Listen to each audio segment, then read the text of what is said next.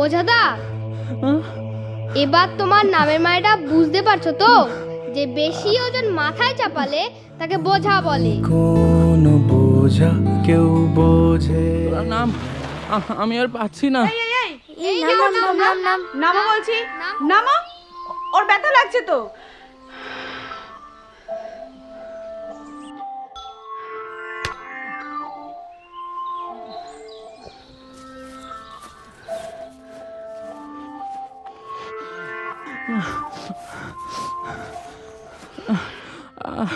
ওর উপরে বিড়াল বিড়াল খেলা করছো? এত বড় সাহস কোথা থেকে পেলে তোমরা? আরে বোঝা না?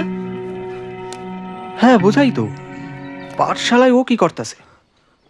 দিদিমণি, আমরা তো বোঝা দেখে তার নামের মানেটা বোঝাচ্ছিলাম। ও তাই? এইভাবে বোঝাচ্ছিলে?